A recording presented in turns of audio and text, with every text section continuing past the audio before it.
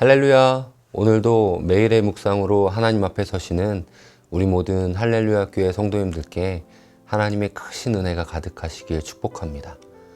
오늘은 하나님 앞에서라는 제목으로 말씀을 나누고자 합니다. 오늘 함께 은혜를 나눌 말씀은 에스겔 5장 1절에서 4절 말씀입니다. 너 인자야, 너는 날카로운 칼을 가져다가 삭도로 삼아 내 머리털과 수염을 깎아서 저울로 달아 나누어 두라.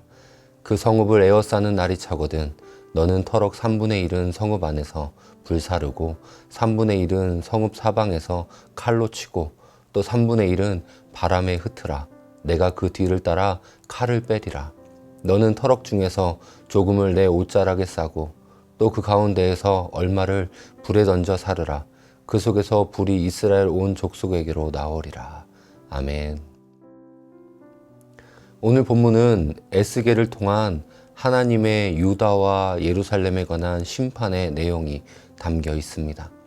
하나님께서는 에스겔 선지자의 머리털과 수염을 깎는 상징적인 행동을 통해 예루살렘의 심판이 어떻게 진행될지를 말씀하고 계십니다. 오늘 본문 1절에서 하나님께서는 에스겔에게 이렇게 말씀하십니다. 너 인자야, 너는 날카로운 칼을 가져다가 삭도로 삼아 내 머리털과 수염을 깎아서 저울로 달아 나누어 두라. 하나님께서는 에스겔에게 날카로운 칼을 가져다 머리털과 수염을 깎아서 저울로 달아서 나누어 두라고 했습니다. 원래 구약의 제사장들은 율법에 따라 하나님이 주신 율법에 따라 머리털이나 수염을 깎지 않습니다. 그럼에도 불구하고 머리와 얼굴에 날카로운 칼을 대라고 한 것은 하나님의 규례를 어긴 유다 백성들에게 임할 심판을 선지자를 통하여 드러내시기 위함입니다. 그리고 그 깎은 머리카락들을 저울로 달라는 의미는 그 심판이 그만큼 공정하다는 뜻입니다. 즉 심판의 공정성과 당연성을 이 말씀 가운데 암시하고 있는 것이죠. 그 후에 하나님께서는 2절에 자른 머리털과 수염 중 3분의 1은 성읍 안에서 불사르고 3분의 1은 성읍 사방에서 칼로 치고 3분의 1은 바람에 흩으라고 명령하십니다. 그 말씀은 처음 3분의 1은 바벨론 군대의 포위가 되어 기근이나 질병으로 죽어갈 것이란 뜻이고 두 번째 3분의 1은 예루살렘이 함락당할 때 적군의 칼에 쓰러진다는 것이고 세 번째 3분의 1은 포로가 되어 잡혀가거나 도망하여 백성들이 뿔뿔이 흩어진다는 의미입니다. 그리고 마지막에 내가 그 뒤를 따라 칼을 빼리라 라는 말씀은 하나님의 진노가 멀리 이방으로 흩어진 자들에게도 임할 것이라는 경고입니다. 그리고 3절과 4절에서 하나님은 에스겔에게 터럭 중에서 조금을 내 옷자락에 싸고 또 그 가운데서 얼마를 불에 던져 사르라고 했습니다. 옷자락에 쌓여 있는 이 조금의 터럭은 예루살렘 거민 중에서 일부 하나님의 은혜로 보호되어 있는 사람을 뜻합니다. 즉 심판에서 제외된 자를 말하는 것이죠.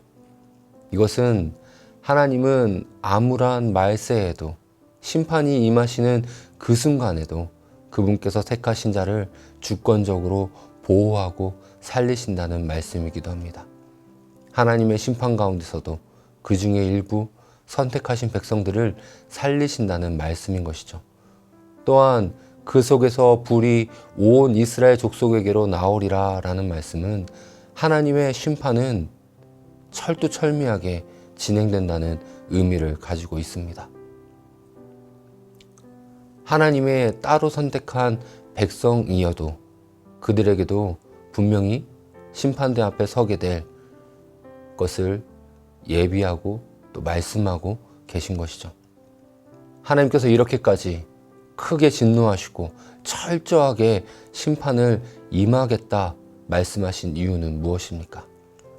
하나님께서 이스라엘에게 하나님의 약속, 하나님의 율법을 주셨지만 그들이 그 말씀을 거스렸을 뿐만 아니라 아예 버려버렸기 때문입니다.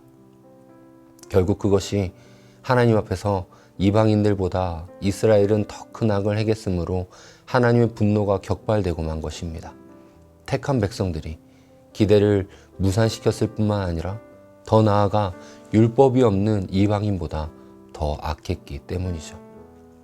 하나님께서 주신 약속, 또 하나님께서 주신 율법은 무엇인가요? 레위기 11장 45절 말씀입니다. 나는 너희의 하나님이 되려고 너희를 애굽 땅에서 인도하여 낸 여호와라. 내가 거룩하니 너희도 거룩할지어다.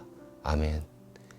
내가 거룩하니 너희도 거룩하라는 말씀입니다.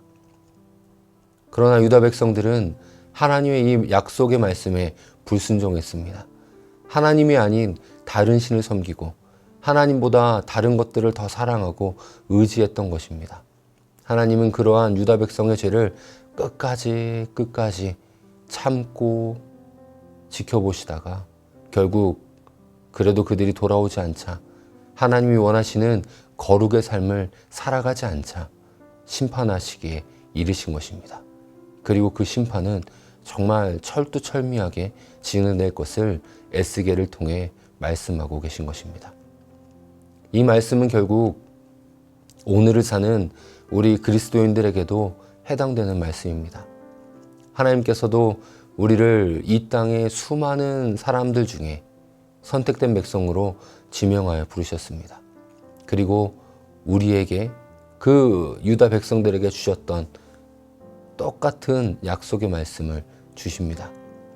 나는 너희의 하나님이 되려고 너희를 애굽 땅에서 인도하여 낸 여호와라. 내가 거룩하니 너희도 거룩할지어다. 하나님께서는 예수 그리스도 십자가 죽으심으로 말미암아 우리를 죽음의 땅에서 건지셨습니다. 그리고 또 우리에게 말씀하십니다. 내가 거룩하니 너희도 거룩할지어다. 사랑하는 성도 여러분, 이 시간 자신을 한번 돌아봅시다. 하나님이 원하시는 거룩한 삶을 오늘도 살아가고 계십니까? 거룩은 늘 하나님과 동행하는 삶을 사는 것입니다.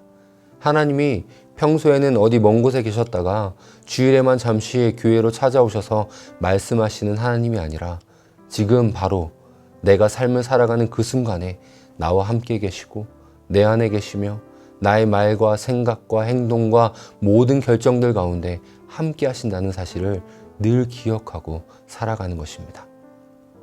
내 삶의 모든 순간, 모든 시간과 공간 속에서 항상 하나님 앞에서 살아가는 것, 그것이 거룩입니다. 기억하십시오. 마지막 날에 하나님의 심판은 분명히 있습니다. 그때 하나님께서는 에스겔의 머리털을 자르게 하시고 유다의 심판을 철두철미하게 행하셨던 것처럼 우리를 똑같이 심판대 앞에 서게 하실 것입니다. 그 심판 앞에 우리는 옷자락에 쌓여있는 조금의 터럭, 즉 그 심판을 피하고 하나님과의 영원한 삶을 살아갈 그러한 자들로 서야 될 줄 믿습니다. 하나님은 지금도 기다리고 계십니다. 우리의 죄된 삶을 돌이키고 하나님 앞에서 거룩의 삶을 살아가기를 바라시며 오늘도 참으시고 인내하시고 기다리고 계십니다. 한순간에 우리가 온전한 거룩, 하나님이 원하시는 그 완전한 거룩을 이룰 순 없지만 어제보다 오늘이, 그리고 오늘보다 내일이 더 하나님과 가까워지고 하나님이 원하시는 거룩을 이뤄가는 우리 주님의 백성들이 되시기를 주님의 이름으로 축원합니다. 제가 잠시 기도하겠습니다. 사랑과 은혜가 풍성하신 하나님 아버지, 모든 순간, 모든 상황, 모든 시간과 공간 속에서 늘 주님과 함께하는 삶, 거룩을 이루며 살아가기를 원합니다. 주님, 늘 찾아와 주시고 내 삶에 말씀하여 주시옵소서. 오늘의 삶을 주님께 올려드립니다. 하나님 앞에서 살아가게 하여 주시옵소서. 주님과 동행하는 하루 되게 하여 주시옵소서. 감사드리며 살아계신 예수님의 이름으로 기도합니다. 아멘.